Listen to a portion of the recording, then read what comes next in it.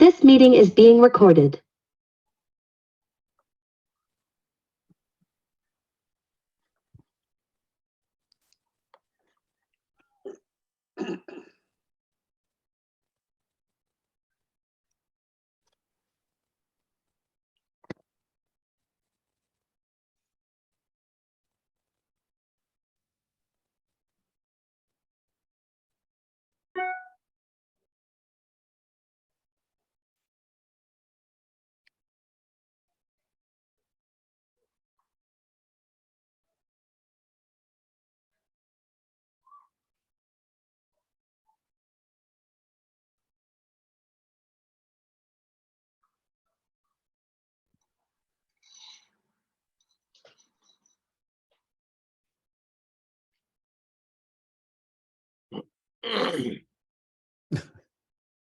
Hi, Ted.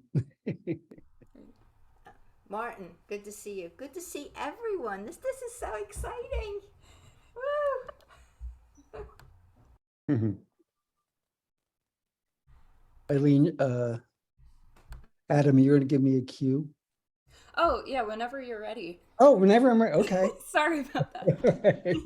Well, let's wait until 7, just Okay. because other people will join. Okay. Okay, yeah. And then you said you were pretty much going to introduce yourself. I did some introduction for your. Yeah. That's great. Yeah, I'll do that, Eileen. Sure. Okay, that would be wonderful. It'll come out. Yes, and thank you. Thank you.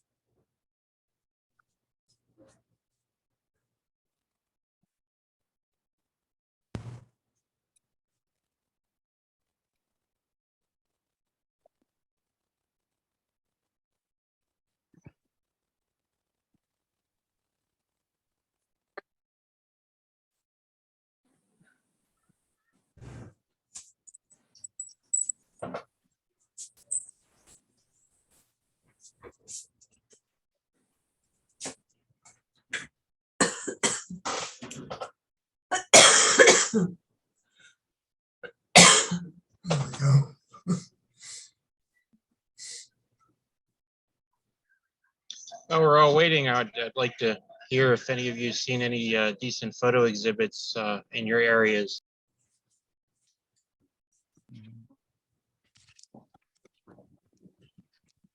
Yes, we were just in New York. I went to MoMA this past week and saw a terrific show by Wolfgang Tillmans. Staged. It's a special show on, and it showed his body of work, life. What was interesting about it is very few things were framed. They were sort of like glued onto the walls, or there were some huge prints of his photography that were done. I estimate they were 10 feet wide, done on a couple of large rolling printers. But there were nails in the wall, and then clips held them up. So I thought it was really an interesting way to put his work up. And a lot of the photographs weren't perfect. You could see where they were with film. Some of them were overexposed, but they had subjects that were interesting. So that was very exciting. It's interesting, as you said, that a lot of them were just kind of on the wall or hanging by nails. When you get into large format and photographers don't want to bother spending a lot for frames, Yeah, that's always a good trick. yeah. It was sponsored, but it was paid for, sponsored by Hyundai. So it's great. It was fun.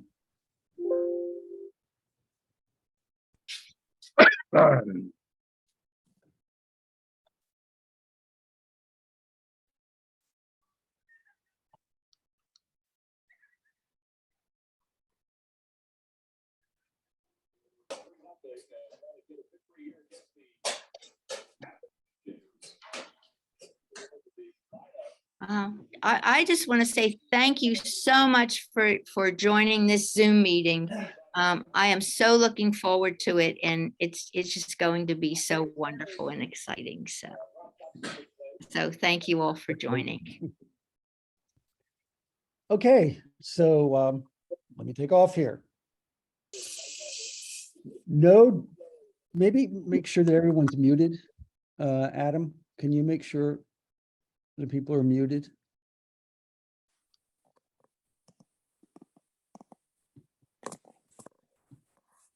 Okay. No drug I can imagine. Few love affairs I might dream of can match that simple, shocking excitement of arriving in a truly foreign place. It is akin to the first kiss, the first date, all the firsts that have an intensity and life disproportionate to their duration. The first moment is worth 1,000 others. And that is by Pico Iyer, who's one of my favorite travel writers. Here's another. Travel, in a way, is a voluntary hardship. You put yourself in new and challenging situations in order to have valuable, life-changing experiences. And these experiences don't always come easy. But that's okay, because you will learn to roll with the punches. You will learn to adapt and relax and be assertive. Travel really is the best teacher. The question is, are you willing to be the best student? And that's Chris Oldfield, who's a sometime blogger, but he's also the author of Dogs of Nam, as in Vietnam, Stories from the Road and Lessons Learned Abroad. So I thank all of you for joining tonight. I want to introduce you to my travel photography through my website, which is called Blaine Bonham Cultural Eyewitness. And in the chat, you'll see some information is the address of the website and also the address of the webmaster who developed the website, Stephanie McNabb, and also the website for the Artist Conference Network, which is an artist group I belong to and has done much to encourage my work. But first, I want to give you a little bit of background about myself before we look at pictures.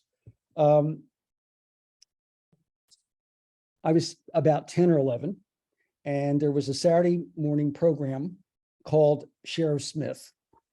And he had a contest. He wanted people, John, I need your help here.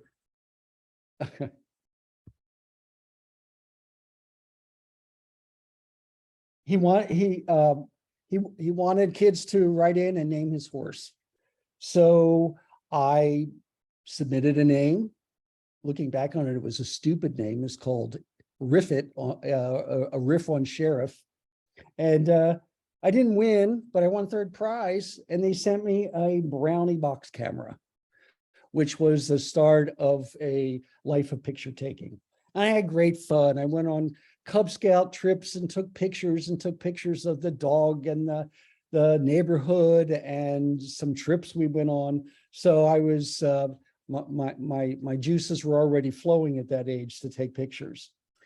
Going forward in junior high school and high school, I was the photographer for the school newspaper. And that was a wonderful experience. And I learned something about myself with that, in that I was actually a shy kid. And yet you get behind a camera and it is it's unlocking a door to relating to people in a very different way. That's even true today.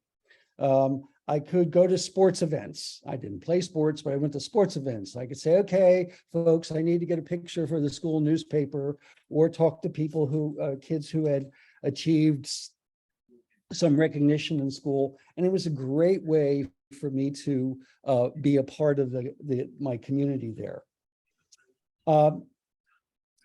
When I started my 3.5-decade career at the Pennsylvania Horticultural Society, I started a program called Philadelphia Green, and we worked with mostly disadvantaged neighborhoods of color to take vacant lots and make them into gardens and contribute to community development.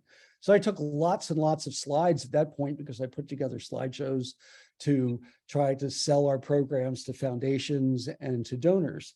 So it kept my photography efforts going rapidly. The first transatlantic trip I took in 1980, three of us went to England, Scotland, and Ireland, which to me was a really foreign place. Well, actually, you don't really understand American English there. You really have to pay attention. But it was really fun to see and have all these new experiences. And that travel bug then got a hold of me. Next several years, I took trips to Mexico. I even drove through Mexico myself. Had lots of fun taking pictures. And then in 1990, I met someone who actually changed my life. The Horticultural Society hired Eva Ray. And Eva Ray is the Bengali woman who grew up in what was then known as Calcutta. And we became fast friends, and her background fascinated me, and she invited a friend of mine and me to go with her to Calcutta, and also to go to see the Taj Mahal and Jaipur and Delhi, which is known as the Golden Triangle. Well, I felt like my world was turned upside down because it's like I entered an alternative universe going that far away from Western culture. But to me, it was thrilling. And my love of travel only grew from that. And taking trips to Turkey and other places. I met Rick Spitzborg in the late 90s, who is now my husband. And he loved to travel. So we just decided we just were going to go places where we hadn't been before.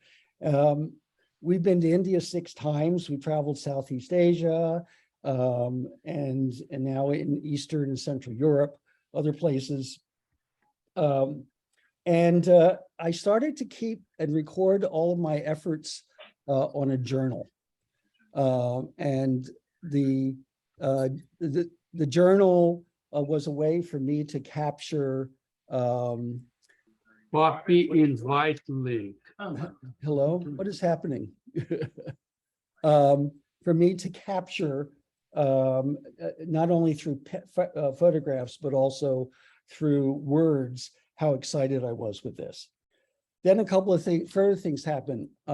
Rick gave me a membership to the Photographic Society of Philadelphia. And it was thrilling to find out what other photographers were doing, and excited me and made me take more classes and learn this. And then I joined the Artist Conference Network, which is a group of artists of various disciplines who meet and encourage each other to do their art. I set up a very first website with Michael Albany and posted some of my journal stories. I took a class at the University of Arts and Travel Writing, and then I hired a coach from California, and I got 3 stories published in online magazines. And then I met Stephanie McNabb, who, with her expertise and her acumen in developing websites, developed the website that I have today. I'm just taking a moment. Are people seeing me on the screen? Or are they seeing somebody else? Yeah, you're good. Okay, great. All right. I'm seeing somebody else. So, all right, thanks. So let's look at the website, and let me take off from there and share with you. Let's see.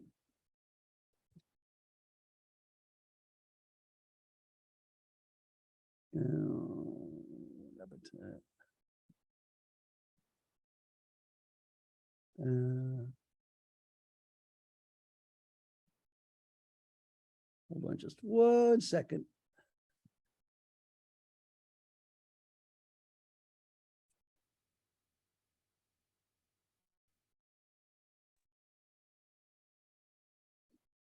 So this is the website, and on the homepage, I welcome people.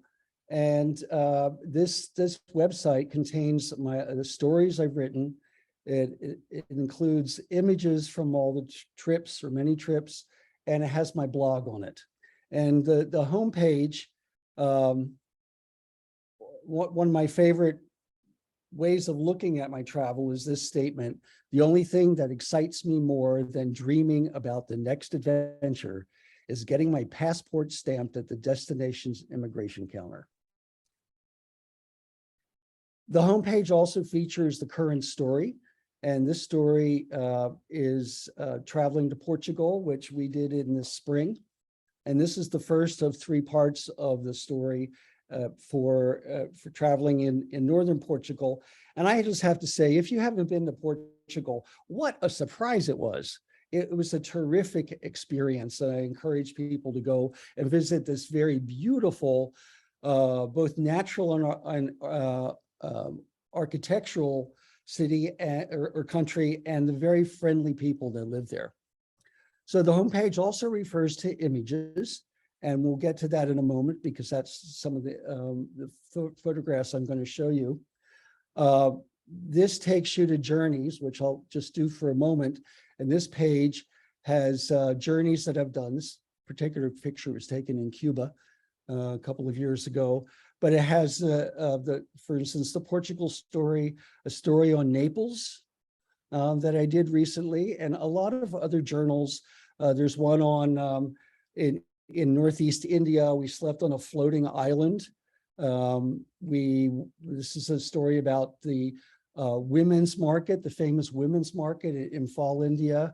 I wrote a story about the Assateague Island in Virginia, Sarajevo in Bosnia, where the 1984 Olympics were held, at the edge of the Western Sahara in Morocco, and then in Burma or Myanmar, sailing over the plains of Bagan in a hot air balloon.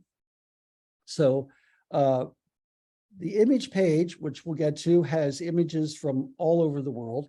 And my blog page has a series of stories that I write. They're short stories. I try to post one a month.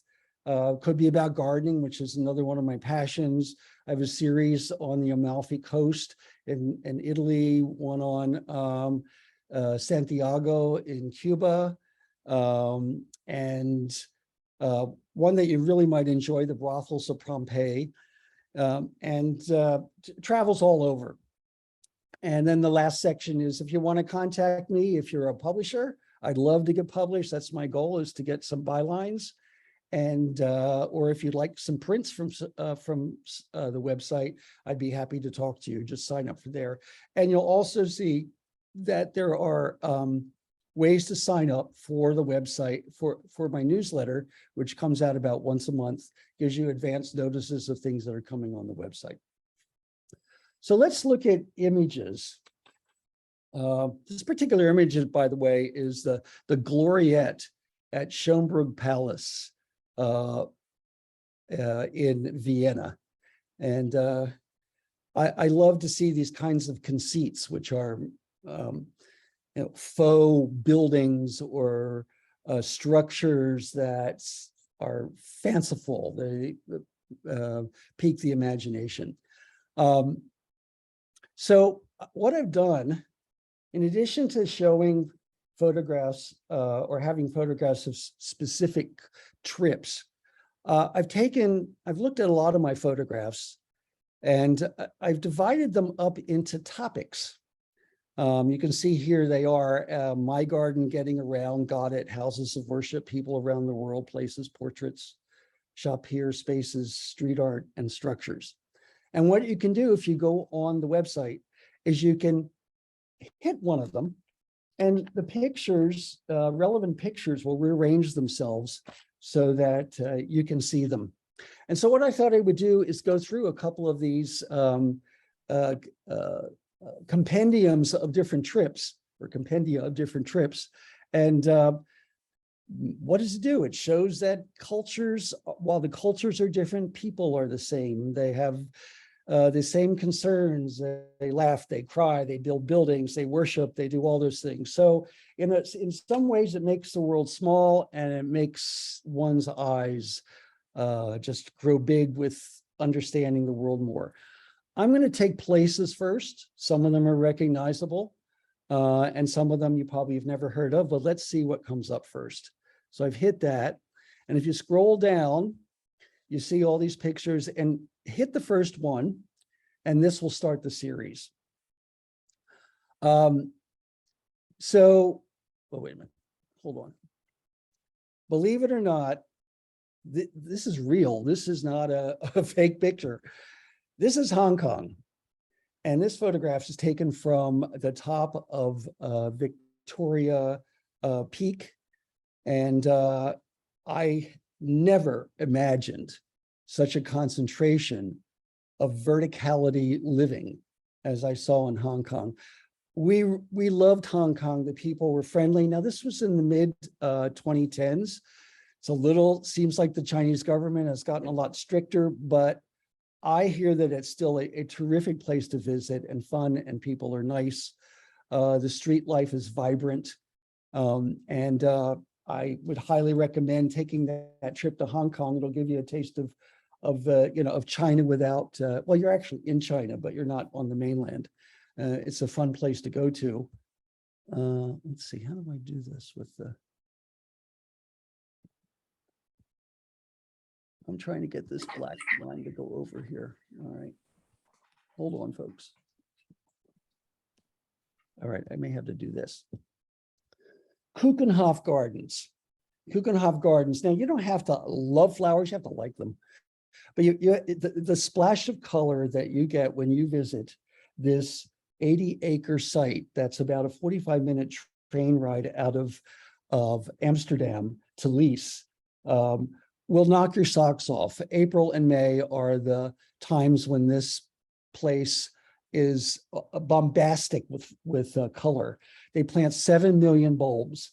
They claim they only have 40 people to do that, and I have trouble really even understanding that. But these bulbs are contributed by 100 growers, a lot of them in the Netherlands, it's fantasy land with flowers, rivers of grape hyacinths and lined with daffodils and with tulips is just something to behold. So that is really a very special existence to do. Another green site, Versailles, in outside of south of Paris. You know, we've been to a lot of palaces in Europe over the years, and I have to say that I get a little bored with them. And maybe that's sacrilege to say that about Versailles, except for the Hall of Mirrors, which is one of the most stunning rooms I've ever been in. But otherwise, it's antique furniture and pictures of people who are long gone. But the gardens are fantastic. This is a photograph of the Orangerie, which is the building that's in the upper right, but also the parterre gardens, where they take the plants that they grow in the orangerie in the winter, which are orange trees from the Iberian Peninsula and pomegranates and palms and lemon trees, and they move them out into this area and for display, and then in the winter move them back in. The rest of the gardens are so much fun to be in, with long alleys of trees, amazing fountains and statuary. And even though it was really crowded inside Versailles itself, the grounds are not. They're huge. So that's a real treat to go to. Let's see, there we go. Segovia, Spain, just outside of Madrid. I think we took another 45-minute ride. They have, well, the largest I've seen, Roman aqueduct still intact that is jaw-dropping. And this is one of these shots that you just, you're lucky to get. You see the bride and groom coming down the steps. Next to them is the photographer and other people that have anything to do with that. They were doing, wedding photo album shots. But that juxtaposition of those giant columns and the steps with the bride and groom make this, for me, one of my favorite photographs. Well, if you've been to Bangkok, you have not missed the Grand Palace. And it is worth a trip to Bangkok just to see this like playland for adults. There's so much gold. There's so much gold plating. There are fanciful spires. Look at this character on the left. He's a guard. There are many of them throughout. There's inlaid tiles in a lot of the temples. It's a must-see place that you just don't want to miss. Yeah.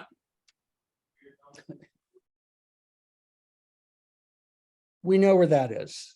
This is Venice, and a lot of people say, "Oh yeah, Venice. I've been there. It's crowded," and yeah, it is. There's a key to seeing Venice, besides being on the water, and that's to get out of St. Mark's Square and out of where the tourists are, and with the help of the inn person that was in charge of the place we stayed, directed us to parts of Venice Island that were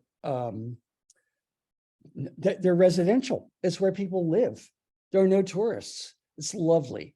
And also take a boat ride out to the islands of Burano and Murano. You know Murano is where the Murano glass is made, but Burano is where lace is made. Now, that's not why we went, but we heard that it was the town is painted up. The houses are all different colors. There's such a great vibe about it, just as there is out here on the water with the church domes in the back. Sorry about that.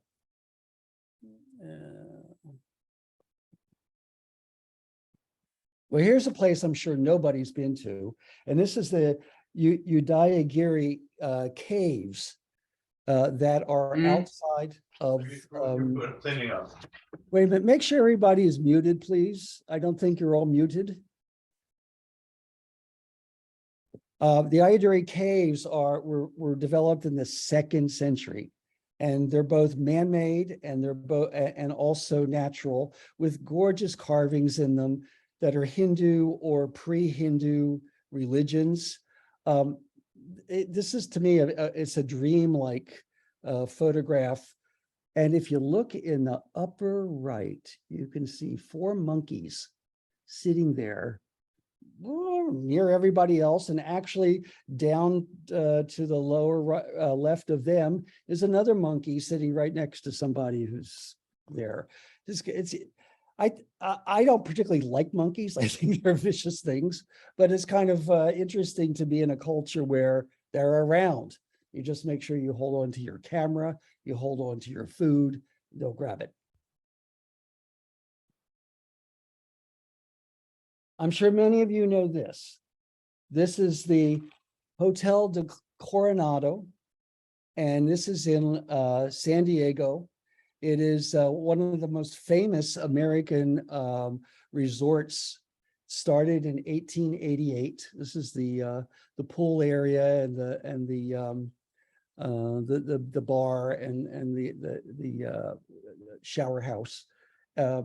That's, if you're in San Diego, take a trip out there. You probably have a car, go out and see it. It's a lovely spot, and it's Victorian. And just to wander around the inside, which is well kept up, but relatively untouched from its Victorian times, you'll certainly enjoy the sense of history with that place. The closest city to this place is Hanoi. This is Vietnam, and this is Ha Long Bay. And Ha Long Bay is a an ecological wonder. These steep hills are limestone karsts. The rest has been worn away over millennia. And most of them have little tropical forests on them. And believe me, that water is that color. I didn't do anything to this picture to make it greener. They call it the Emerald Sea, and it's well named for that. The Manhattan Bridge. I'm sure many of you traveled over that. This picture connects a lower Manhattan at Canal Street to the Brooklyn business area. And this is taken from an area called Dumbo. And Dumbo is down under Manhattan Bridge overpass. This was a factory area, as you can tell by the style of the buildings. It was also a ferry terminal when the bridge wasn't there, and that's how you got to Manhattan and back. A couple of decades ago, the tech industry found it was cheap to move there, and they did. And that was followed by conversion of condominiums, which became luxury condominiums and luxury apartments. So it's now, what I read was the fourth most expensive area in the city to live. But what's really fun about that is on ground level, there's just a plethora of art galleries and art shops. And it's a fun place to go and also have lunch and spend some time. We had walked over the Brooklyn Bridge to get there. Venice. Well, it's actually Venice, Las Vegas. This is the Venetian, and it is what it is. It's a fantasy land, and we were out in Las Vegas as a jumping off place. We visited some former colleague and her husband, and it was a jumping off place for us to visit the national parks in Utah and Arizona and in California, because we went to Death Valley, which was an extraordinary experience. It was 134 when we were there. It's hot. This is the Duomo in Florence. Now you're probably thinking like, that's a really weird shot. And the reason I took it that way is because I took a class where the teacher said, there's a lot of iconic buildings in the world, and when people take them flat on, they look like everybody else's picture. Try to take a picture of a building, and the one example that was used was the Eiffel Tower, which peeks through a picture that he showed the Eiffel Tower, just part of it, wasn't even the whole thing, peeking through the end of a street. And it was an immediate attraction. So I thought I can give this a try. So this is the Duomo, which was done by Brunelleschi in the 15th century and is the largest concrete tower dome in the world still. And it was at the time, it was a unique construction of one dome inside the other, with bricks that are in herringbone structures and then some trusses which hold up this dome. The palace, this is Buda Palace in Budapest. You may know that the city is divided into two parts by the Danube. The north part is Buda, and the south part, which is much more commercial and residential, is Pest. We stayed in the hotel that is in the lower left-hand corner, and but this photograph was taken from the Pest side. You take a funicular to get up to it from Riverside up to the palace, and if you tour the palace, you just get a sense of the wealth and prominence of the Austro-Hungarian Empire. Up there also, with some other interesting buildings, is a little neighborhood. It's a quaint neighborhood. It's still part of Budapest, and it's got restaurants and residential areas, and it's a fun area to be around. So that is, no, I guess I'm not done. I missed this one. This is Kasbah Aikban Hadu near Ouarzazate, Morocco. And this is a fortified village. It was on the caravan route that went from the Western Sahara to Marrakesh. It's a World Heritage Site. And it only has a handful of families living in it because with the last 50 years, it was no longer necessary for caravans to go through there. But there's some people who live there as their residences. They may work there, they may work outside to help maintain it. I also want to make a note with this is that we traveled through Morocco, one of the best trips of my life, with a company that was a Berber-owned company. And the Berbers are the indigenous people of Morocco, even before the Arabs. And I recommend when you travel to places that are very different from ours, where you don't drive yourself, look for these local companies that are highly rated. You can check them out on Trustpilot and other rating companies, and get one that will take you basically in their arms, introduce you to family, take you to places that you might not get to see. I think we got the rest of those. So that was places. And I'd like to jump over to one of my favorites called Getting Around. And these are modes of transportation that I've seen throughout the time. Let's see what pops up. Horse. When I was little, my parents loved to go to horse races. They went to sulky races, which are pulling these carts with drivers in them. And a couple of years ago, Rick and I went to Hialeah racetrack in Florida, and my horse came in third. But it's an example of how horses are used throughout history for transportation. In Inle Lake in central Myanmar or Burma, Inle Lake is a wonder because not only is it and it's a shallow lake, it's a main source of food for the whole region and for ship down to Rangoon and in other cities. But people live on the lake, and you can see in the background here, if you can see my cursor, houses are built on stilts, and some of these are very rustic. People pull their boats in, climb the ladder, and they live on the lake. These folks, what's interesting about this form of transportation is that they paddle using their feet or their leg. They wrap their leg around the pole and they hold the top with their hand and they paddle with the pole with their feet, fishing sometimes at the same time. This particular boat has a motor on it, which I guess times are modern, but we also saw fishermen using their legs to paddle through the water. So we had been on a 2-mile ride on top of perched on top of a camel.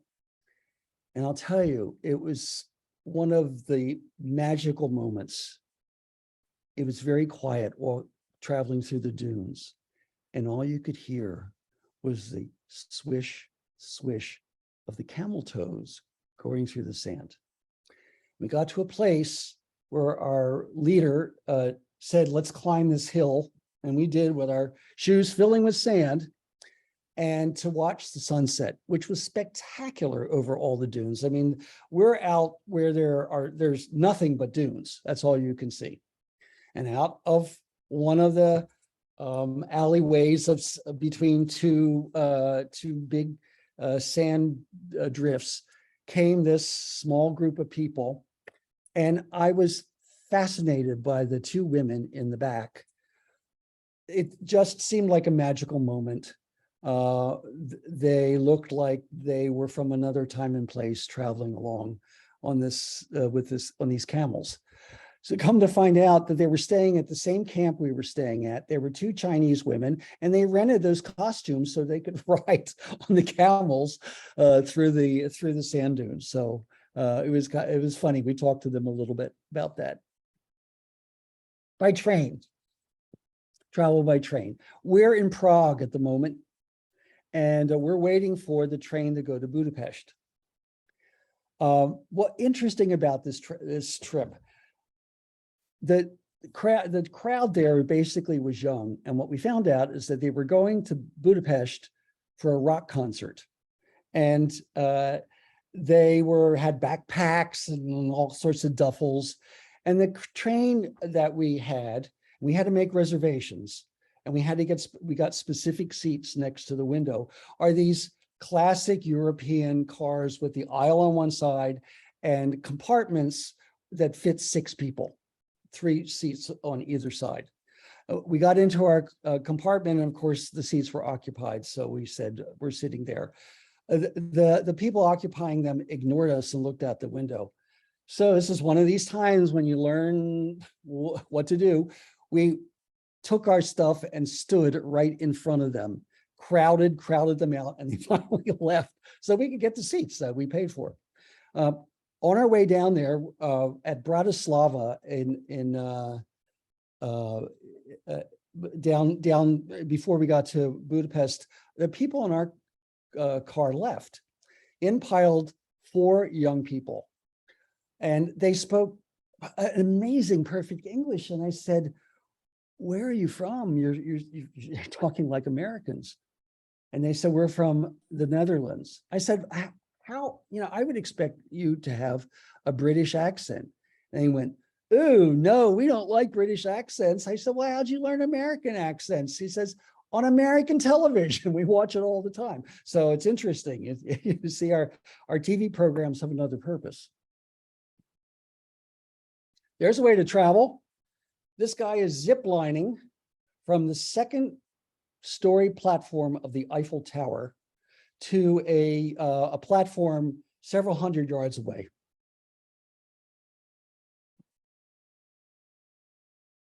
Elephants. It's 6 o'clock in the morning.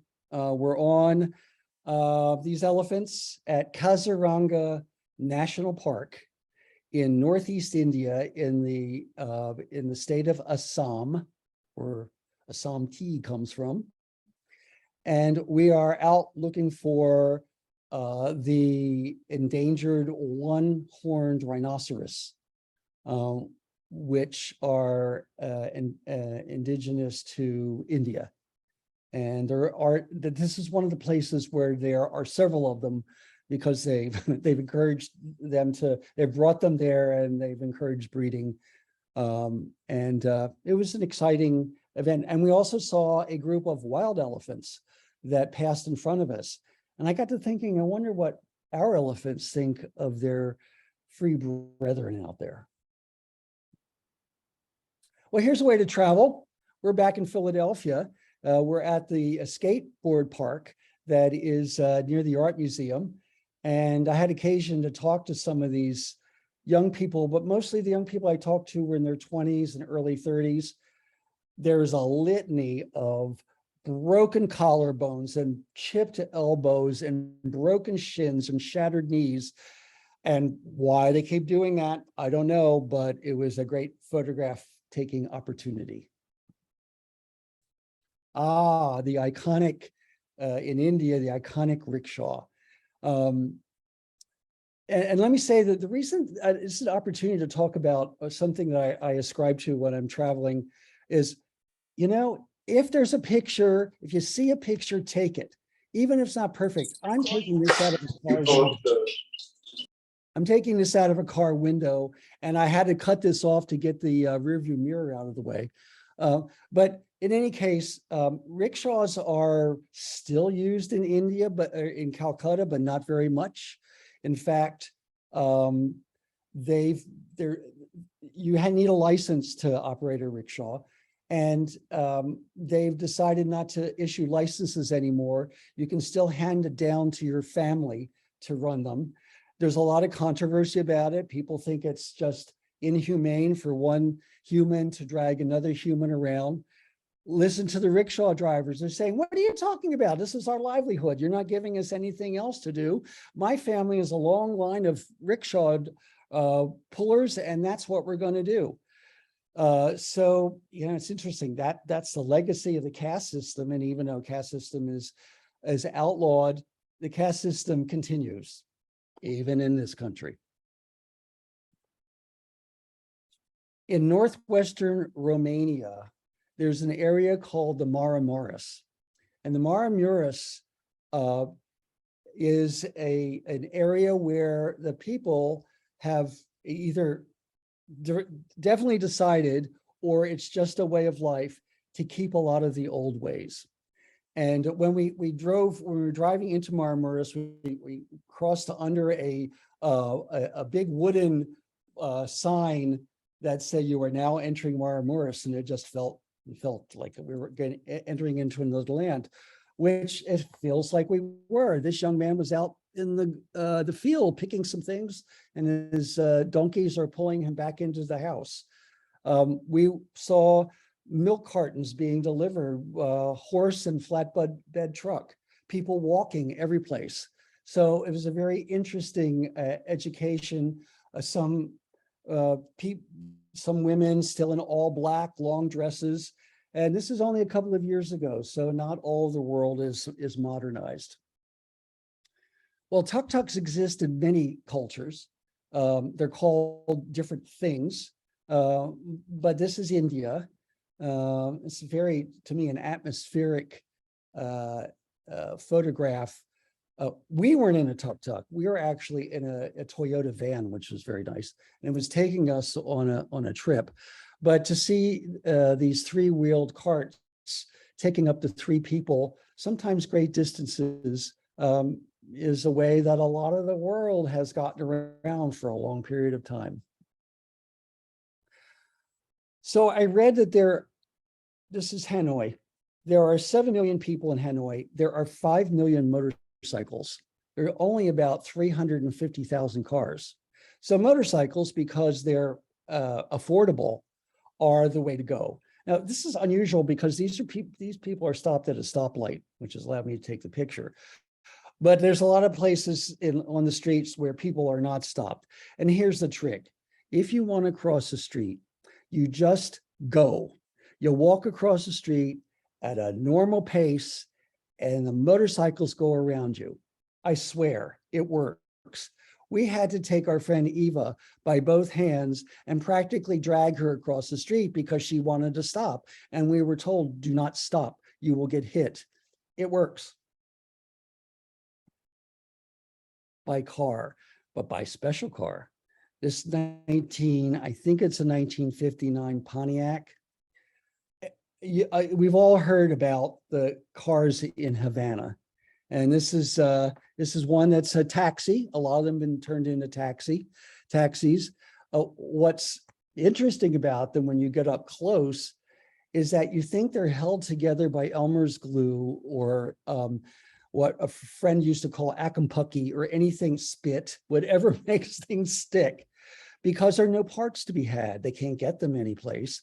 And under the hood, you find a lot of parts from Russian and Chinese cars to make them go, which doesn't make them valuable, but they're valuable to the eyes. They're all over Havana. It's exciting to see. The Victoria tram in Hong Kong took us from River all the way up to the Peak, which is a fun trip. There are high rises built all along the Peak. And what's unique, I think it's unique, maybe there are other parts of the world that have it, they have movable sidewalks. You can really climb up and down the whole mountain where there's residences by putting on these, by riding these movable sidewalks. In the morning, they go downhill so people can go to work. In the evening, they go uphill so people can go home. If you're uphill and need to go down at the dinner time, you're going to have a long walk. I like this picture because it looks like there are 4 people sitting in the way of the tram, waiting for the tram to come, but actually they help the tram to stop so it doesn't run into the crowds. In Mandalay, Myanmar, there is the Buddhist religion has a unique, of course it's unique, a practice, and that is for boys that are between 4 and 7, they have to go to a monastery for up to 2 weeks. It's part of their growing up. It's part of their training. And the boys are put together, and occasionally, I don't know how often, there is a huge procession. And these Brahmin bulls are taking the young boys into the monastery. You might see, can you see the boy right there? He's one of them. What's interesting is that these young boys are made up with rouge and lipstick and eyeliner, and you can't take it as a masculine, feminine identity as we might in Western culture, but it's how this is done. It was a fantastic experience. We know this, Venice. We managed to get a room in what was a bed and breakfast or an old mansion right on the main canal. And this building was sinking. In fact, you had to, if you got out of bed to go to the window to look out here, you actually had to walk uphill. It was tilted so badly, but it didn't matter. You threw open the Venetian blinds. That's where, I guess where it comes from. And this is the scene that we were faced with, which made me want to break out and sing.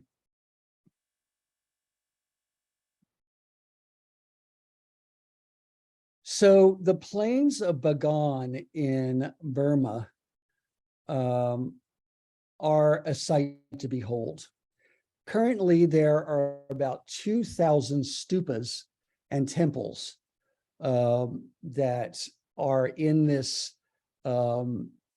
area altogether, built over centuries. There used to be 10,000. This is a very earthquake-prone area, and over the years, many have fallen down. In fact, since we were there, they had a major earthquake and lost about 300 buildings. We took a 6 a.m. flight in hot air balloons just as the sun was coming up. And as that sun peaked the horizon, the light shot across the plains, and some of these, like this one, is painted gold, and it flashed as if someone had plugged it in. It was an extraordinary experience. Bicycles. Common form of transportation. This happens to be the Philadelphia Naked Bike Ride. I thought, what better way to show this form of transportation? And of course, if any of you have seen it, you know that it travels down Walnut Street throughout Center City, and so it's not something to be embarrassed by or whatever, and it's great fun. So I can stop there, and I can take some questions. I'm going to leave it up to Eileen how she wants to go with this.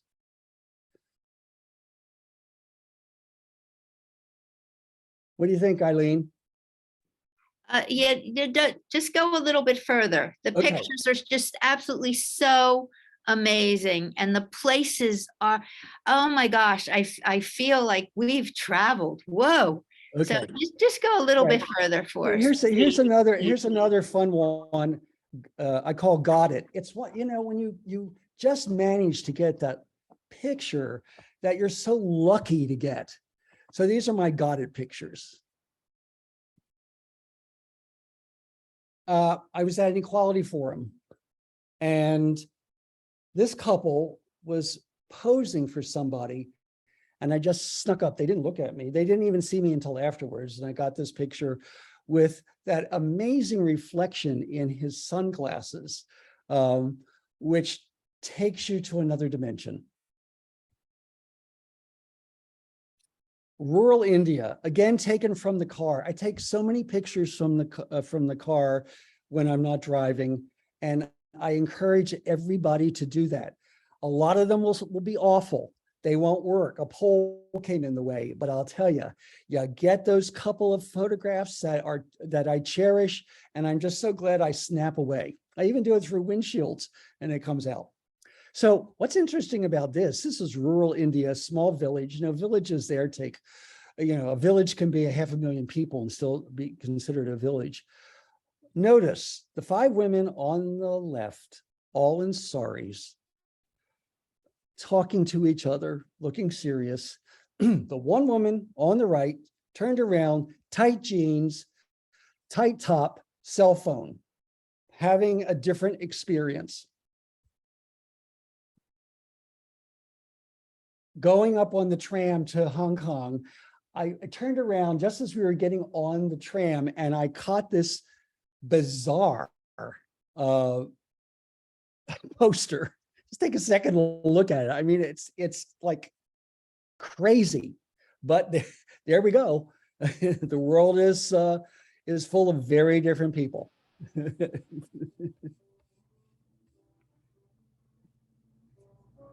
Going through a turnstile in India. Now, it's not a video, but if you can imagine all those bobbleheads going at once, and these 2 guys talking, and they were trying to sell these to people, cars in the queue to go through the turnstile, it's an amusing situation. This is Morocco. And this is the Blue City. I'm having a blank on the name of the city at the moment, but I turned around, and these 3 women were doing their thing. One's reading something. I think they were all locals. Another's getting a henna on her hand, but something has caught the interest of the woman in the middle. And it makes me continually want to look over in that direction to see what was going on. So at the Meenakshi Temple in Tamil Nadu in southern India, we were with Eva and her husband Suresh, and we walked into the entrance, and Eva stopped for a moment next to an elephant. Elephant's her favorite animal. And this elephant reached over and put his trunk or her trunk on Eva's head. And it's just one of those moments that's like, oh, thank God I have a camera with me. Not an untypical scene. This is Calcutta. These 3 men are bathing at the public pump. Brushing her teeth, washing up, soap, whatever. It's not, again, that's not uncommon. Another one taken from the car. We are in Romania, and we are traveling from Maramureș over to Bukovina, which is over the mountains. And I don't know if these women were dressed for some occasion.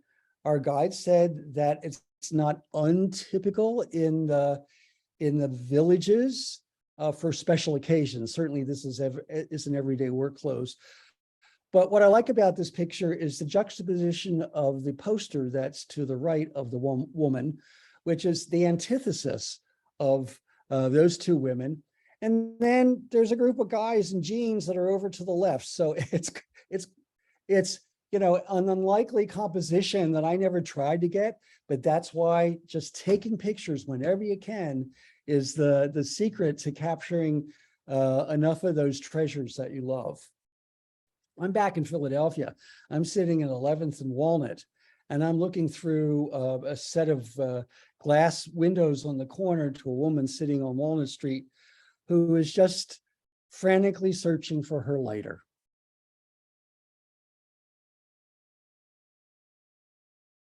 Seville or Sevilla, Spain. I'm up at 8 o'clock in the morning. I'm just looking out the windows of the Airbnb that we rented. And below me is a group of men having their coffee and cigarettes and reading The Sun, whatever it is, or something there about the Boris Blonde. It was an interesting tableau of men spending the morning together. Philadelphia. This is the Broad Street run. I can't get over the guy in the pink glasses staring in wonder at the Pillsbury Doughboy running aside of him. Well, to me, this is one of those finds, these color finds that are so rare. A monk in saffron robes, and he has two color robes on, actually, as a darker one, but sitting in this little, or standing in this alcove of red tiles on his cell phone. Mandalay, Myanmar.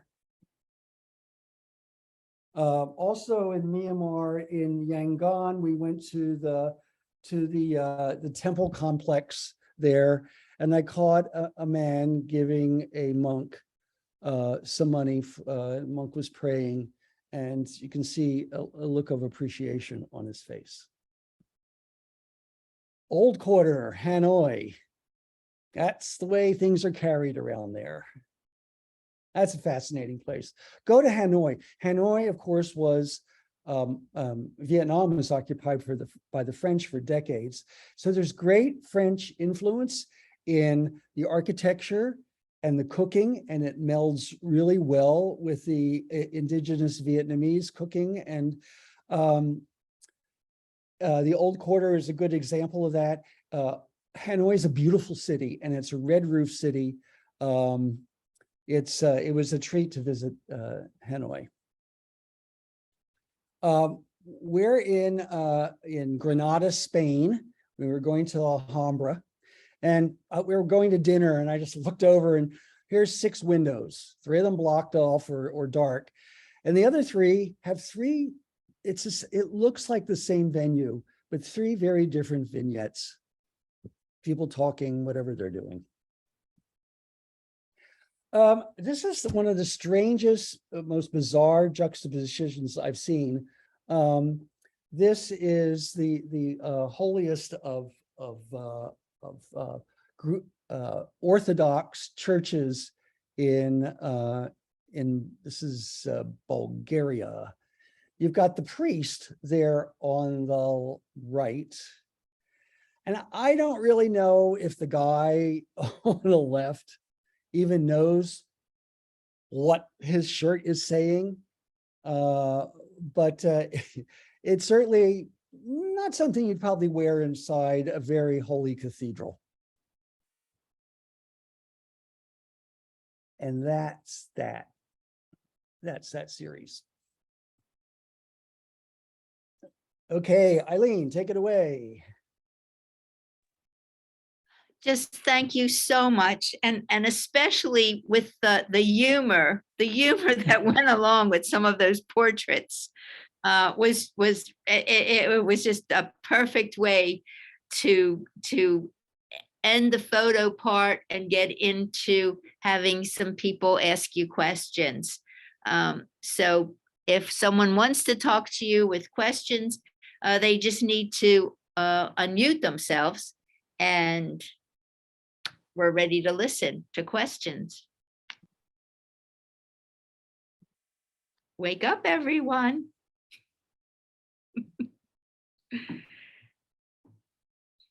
They went to sleep. You know what? It's happened before. It's happened before when presentations have been so amazing that people don't know what to say. They really don't know what to say. They're in awe. So just like your work was just amazing, and to take us to so many different countries. It was just like amazing. It was just wonderful.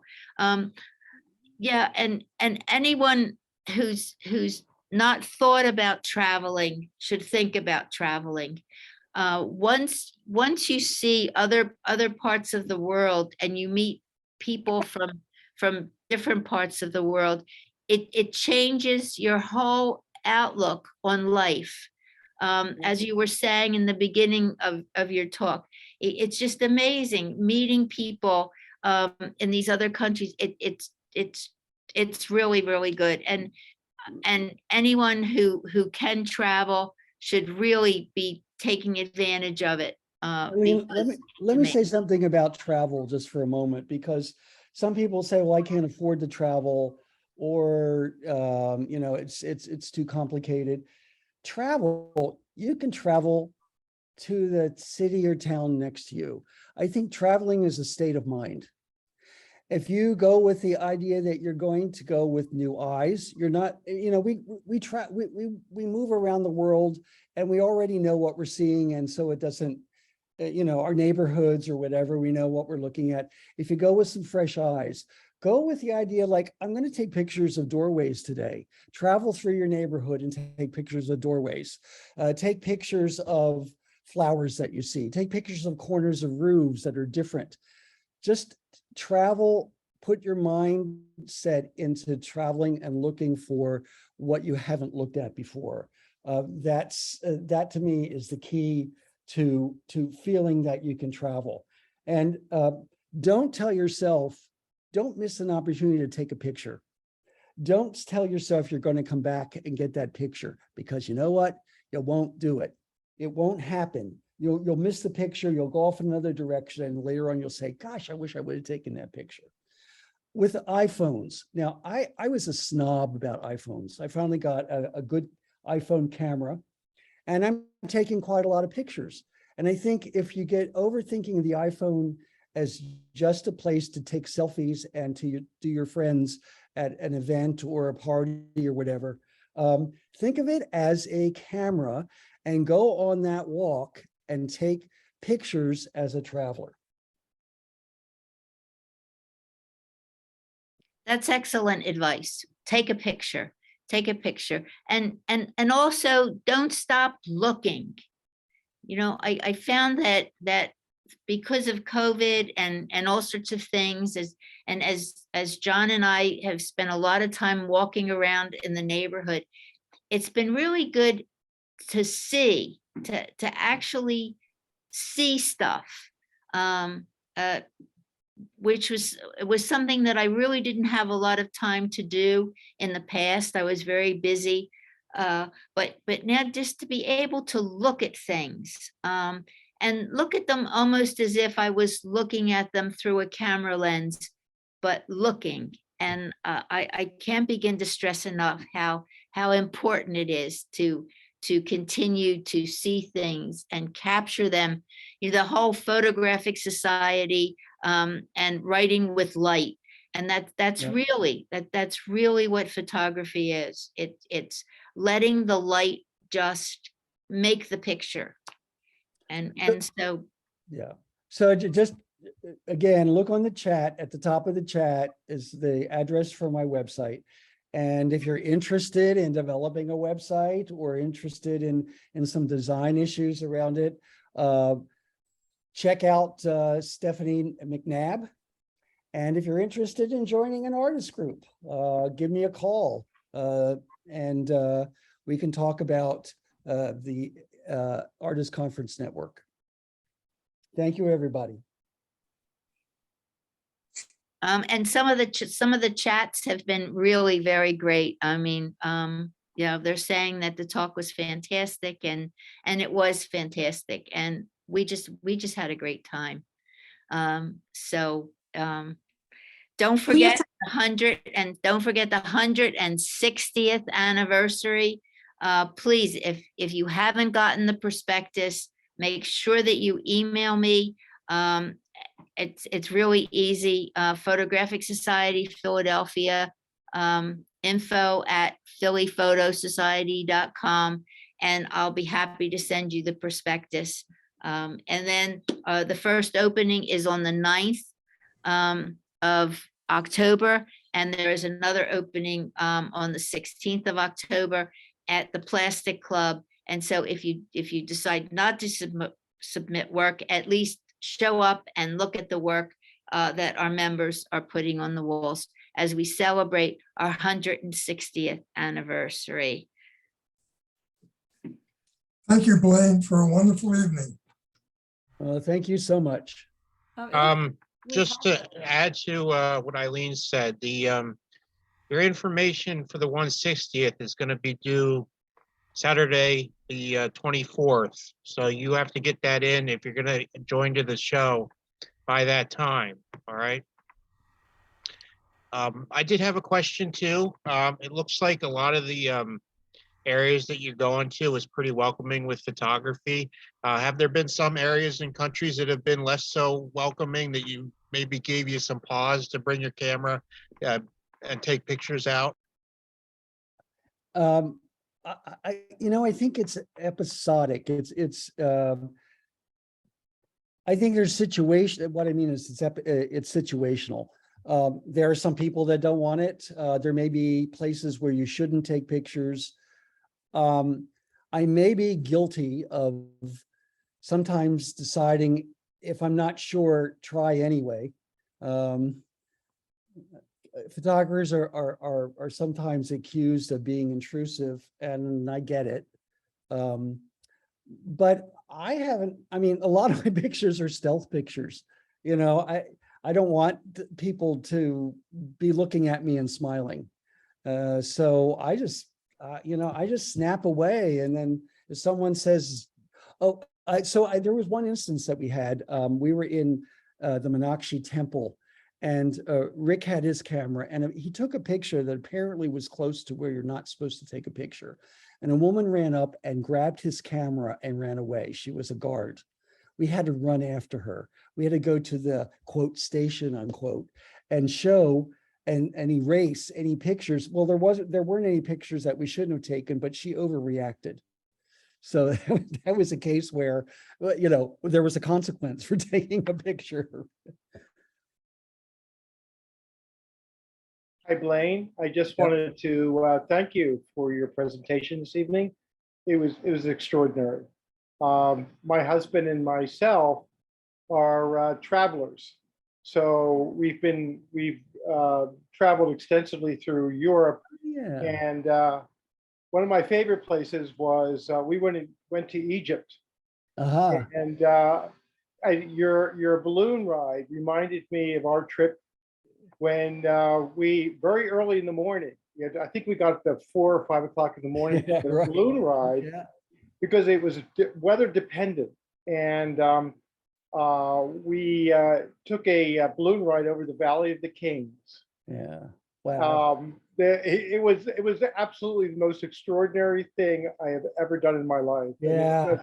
Takes your breath away, right? It's just it really does. I just want to thank you so much. Also, I wanted to comment on your being able to see a different perspective when taking that picture.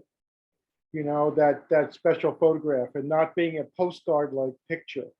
And I've often done that myself, where I'll get that unique angle that I haven't seen before, or maybe it's that building in a special way. Well, it makes you look at things differently. It really does. It really does. So thank you. Jim. Places you want to visit that are on the list to do? So we're planning a trip to Colombia this winter.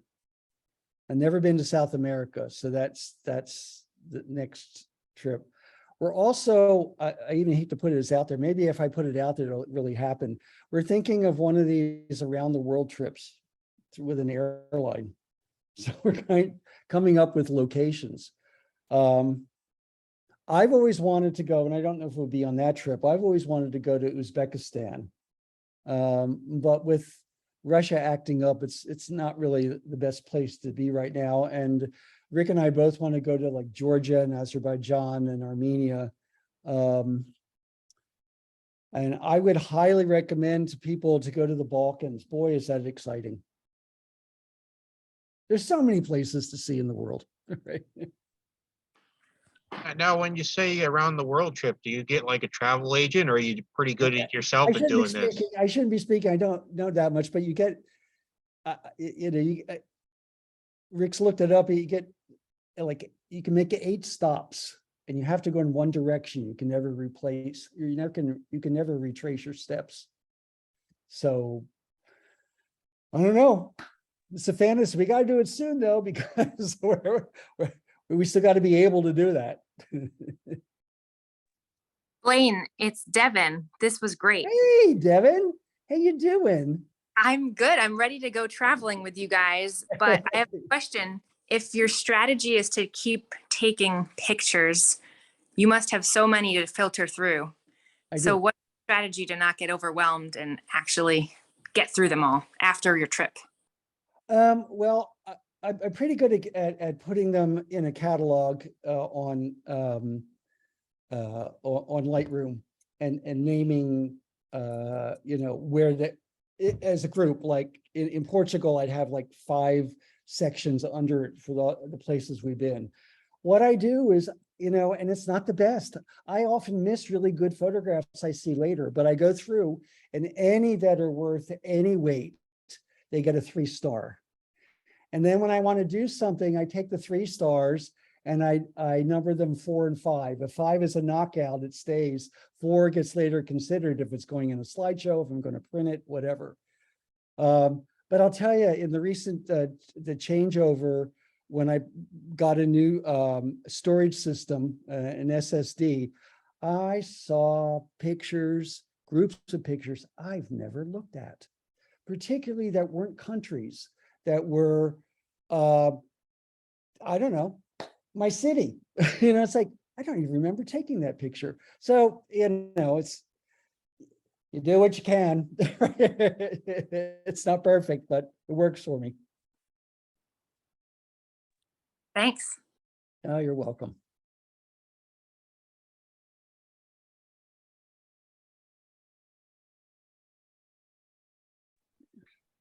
Wayne, thank you so much. I think we're gonna let everyone go Okay. dream. They're gonna go home and dream Great about these fun. Thank you for images. inviting me, Eileen. Everyone's just gonna go home and dream about these fantastic images. Thank you so much.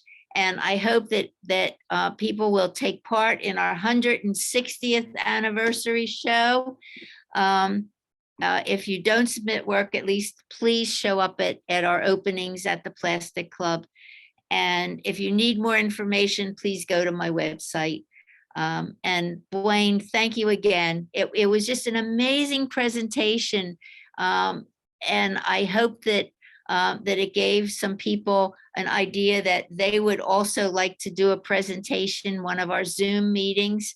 And all they have to do is get in touch with me and let me know. So thank you, thank you, thank you.